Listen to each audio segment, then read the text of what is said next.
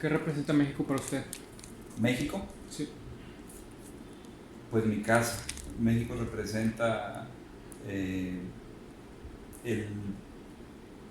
privilegio que no todos han tenido y que yo sí he tenido por haber nacido en lo que yo le llamo la lotería del nacimiento en México.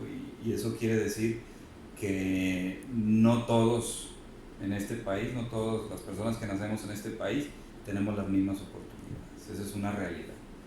Eh, Tú mismo, con tu misma capacidad intelectual, con tus mismas condiciones naturales, genéticas, si hubieras nacido en una sierra, en Chihuahua, si hubieras nacido en una comunidad en pobreza extrema, no estarías teniendo la educación que tienes, no tendrías las oportunidades que tienes. Y yo entiendo esas oportunidades que tuve yo como una responsabilidad por tratar de hacer que la cancha esté un poquito más pareja, por tratar de nivelar el acceso precisamente a las oportunidades. Y a mí México a veces me,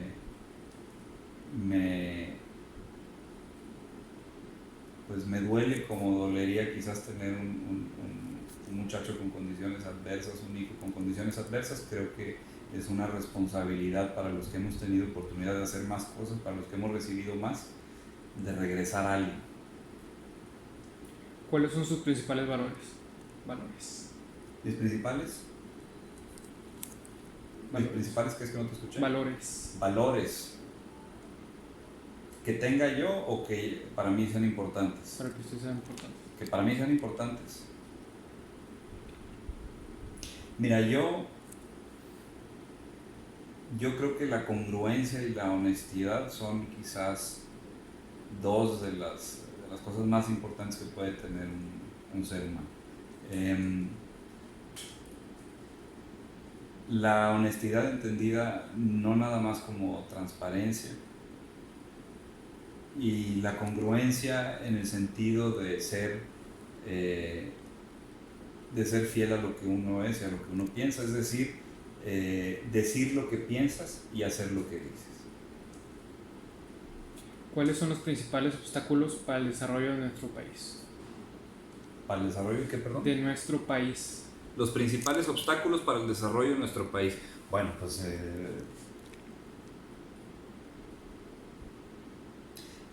la falta de oportunidades. En el norte del país decimos mucho que el que no tiene es porque no trabaja,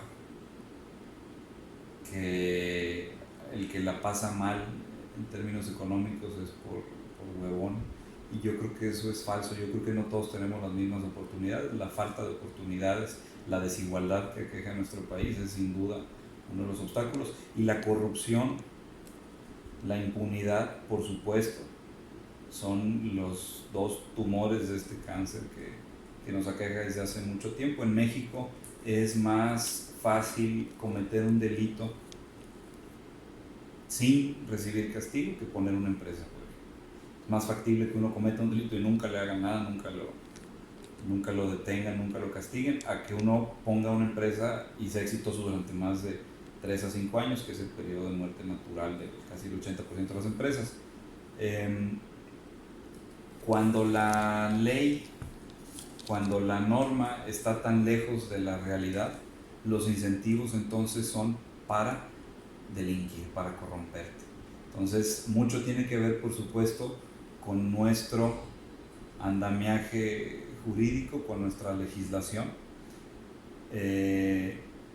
y no, como algunos políticos han querido decir, con una especie como de factor cultural, entendido como si tuviéramos nosotros en el ADN, los mexicanos, por ahí alguna carga genética que nos orillara a ser corruptos. Eso es muy sencillo de demostrar. Cuando una persona cruza por tierra, por ejemplo, de México a Estados Unidos, puede ir todavía en el lado mexicano, y muchos lo vemos, con la música a todo volumen, sin el cinturón de seguridad, incluso hasta puede ir tomándose unas cervezas, va a aventar la basura a la calle, se le mete en la fila gandaya a algún lugar, pero nomás cruza Estados Unidos, ya se el asiento para adelante, se pone el cinturón, le baja la música y ahí sí va concentrado.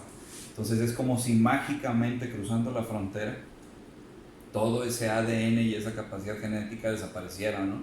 Esa genética milenaria. Pues no, lo que pasa es que esa persona sabe que en Estados Unidos hay reglas y se cumplen a rajatabla.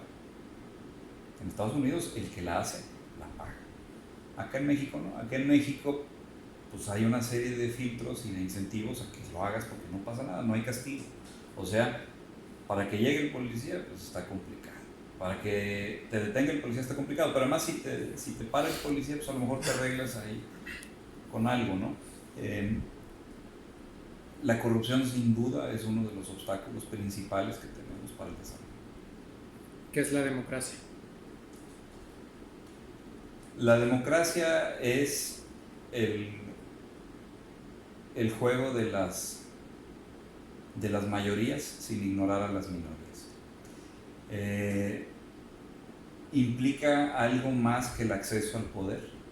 Creo que no comprender esa parte nos ha hecho mucho daño en México, porque no termina en el momento en el que uno mete la papeleta con el voto a la urna. Yo creo que va mucho más allá de la elección de las personas para gobierno y como representantes.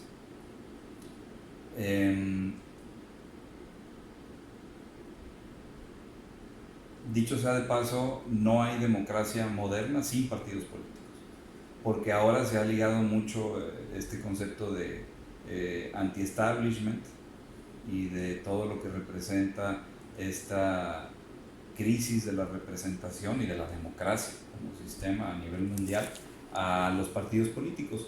Pero la realidad es que no hay democracia moderna sin partidos políticos, no existe.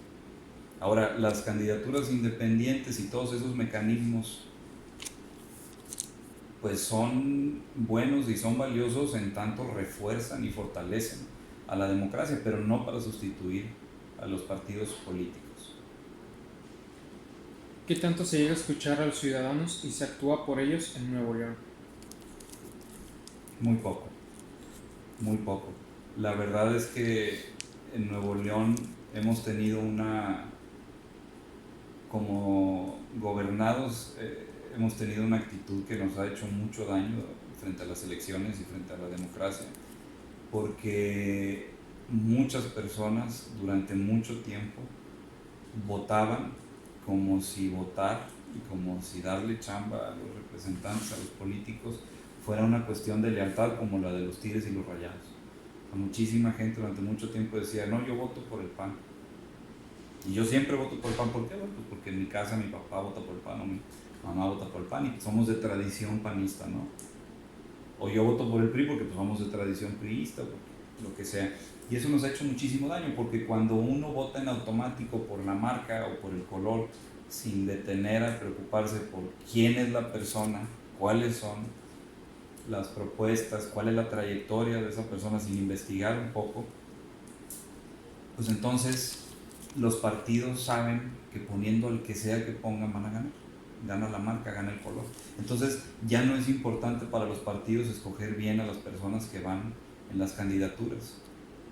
Si como quiera vamos a salir a votar todos por el mismo partido, como siempre, pues entonces ¿qué sentido tiene escoger a los mejores candidatos? Y eso en lo que derivó es en un secuestro virtual de las candidaturas, en donde muchos de los caciques políticos que hoy tenemos se preocupan más por mantener las nóminas, las candidaturas y sus cotos de poder, que por sacar adelante los problemas. ¿Para qué cumples si como quiera vas a volver a ganar? ¿Para qué te preocupas tú con cumplir con lo que prometiste?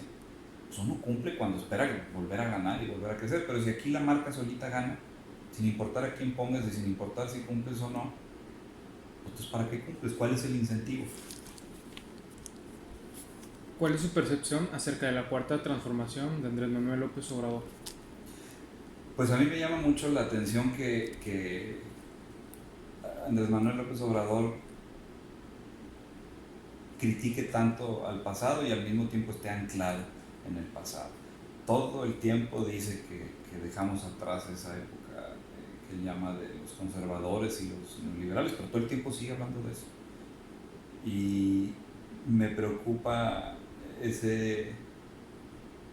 ese estilo de mando tan autoritario que tiene. Creo que es un hombre honesto en el sentido de que no busca el poder para enriquecerse en lo económico. Eso se le debe de reconocer. Creo que es una persona con un tremendo olfato político y una gran capacidad de liderazgo social. No hemos tenido en México en los últimos, no sé si 50 o 100 años, un liderazgo de ese tamaño que mueva hacia las masas. Conoce muy bien el país, conoce todos los rincones de México, pero difiere mucho en la manera en la que él quiere resolver muchos de los problemas que hoy tenemos. Yo creo precisamente en la democracia participativa. Yo creo en las instituciones. A mí me interesa fortalecer las instituciones, no debilitarlas. Yo creo en el poder legislativo, él no cree en el poder legislativo. Yo creo que hay que hacer a las instituciones fuertes y autónomas. Él no. Él cree en un presidencialismo fuerte. Entonces me parece que la Cuarta Transformación ha levantado una esperanza tremenda. Creo que está capitalizando mucho de ese sentimiento como de enojo, perdón por la palabra, pero de encabronamiento colectivo, ¿no? Porque muchos estamos muy molestos desde hace mucho tiempo y además tenemos razón en estar molestos porque nos han robado y nos han mentido durante muchísimo tiempo. Entonces, parte de ese fenómeno anti-establishment global lo ha sabido capitalizar muy bien. Pero me preocupa que las decisiones se tomen de la manera en la que las toma él, me preocupan los recortes al machetazo, me preocupa que todas y cada una de sus decisiones llevan un contenido electoral. ¿Cómo cree que será el avance o retroceso de nuestro presidente en su sexenio? Pues como decía, todas las decisiones que toma llevan un contenido electoral. Morena, más que ser un partido político, es un movimiento. Andrés Manuel estuvo durante 18 años construyendo atributos como figura política y luego de un plumazo le transfirió todos esos atributos, después de 3 campañas presidenciales y 18 años haciendo lo mismo, a un partido político en donde dejó las puertas abiertas de par en par.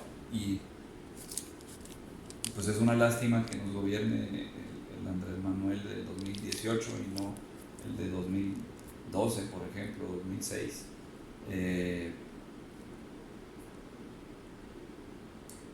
Creo que es un avasallamiento en términos electorales.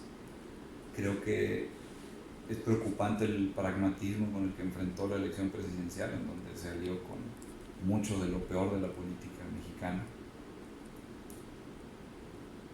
Y en ese sentido, Nuevo León y Yucatán, por ejemplo, pueden convertirse rumbo a 2021 en bastiones de resistencia democrática. En Nuevo León tenemos la oportunidad de mostrar que Nuevo León se cuece aparte. ¿Cómo calificaría al gobernador de Nuevo León? En una escala de 0 a 10, pues lo calificaría con un 3 de calificación, o 2, si no es que 0. Ha sido una verdadera vergüenza lo que ha hecho. Le ha hecho muchísimo daño a Nuevo León por su falta de capacidad de organización y su falta de compromiso con la administración pública estatal. ¿Cuáles son los principales objetivos de Movimiento Ciudadano? Mira, yo recibo un Movimiento Ciudadano Nuevo León ganador. Recibo el primer lugar en el Senado, campañas exitosas. Me toca ahora, sin que el partido deje de ser ganador, me toca transformarlo ahora en gobierno. Yo estoy convencido que en Nuevo León necesitamos política y gobierno a la altura de Nuevo León. Y me refiero a que si tú analizas, tenemos aquí en nuestro estado muchas de las empresas más grandes y más importantes del mundo. Tenemos a nuestros equipos deportivos siempre peleando los campeonatos. Ahí está en la Liga Femenil Tigres, en la Varonil Tigres, Conca Champions, Rayados, Fuerza Regia en básquetbol, campeones, Sultanes en béisbol, campeones. y luego campeones de la Copa también con Rayados. Y luego pasamos a la política y ahí sí, pura tercera y cuarta división. O sea, a pesar de que tenemos muchas de las mejores y más importantes universidades de México y de América Latina. Tenemos al Tecnológico de Monterrey, tenemos al Autónomo de Nuevo León, la UDEM, la UR, la UVM, en fin, todas aquí están. Entonces, ¿qué pasa? ¿Cuál es el problema? Tenemos jóvenes capaces, tenemos jóvenes talentosas, tenemos universidades para prepararlos. ¿Qué está pasando? ¿Por qué tenemos ese nivel político tan bajo, tan deplorable?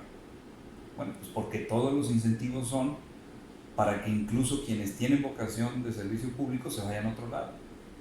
Porque hay un gran desprestigio de la política, porque aquí el que dice que es político, ya en automático entonces te pintan de ratero, de mentiroso. Y porque cuando alguien tiene una joven o un joven tienen vocación de servicio público, les gusta, ven la dificultad, ven el mugrero que hay en el mundo político y terminan yéndose a una empresa o emprenden o trabajan en cualquier otra cosa.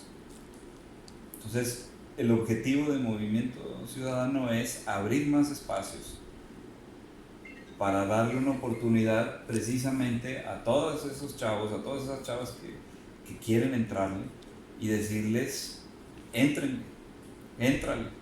Hay espacios, hay oportunidades y hay que salir a luchar por ellos, hay que ganarle a los de siempre. Los de siempre nada más no nos han logrado resolver.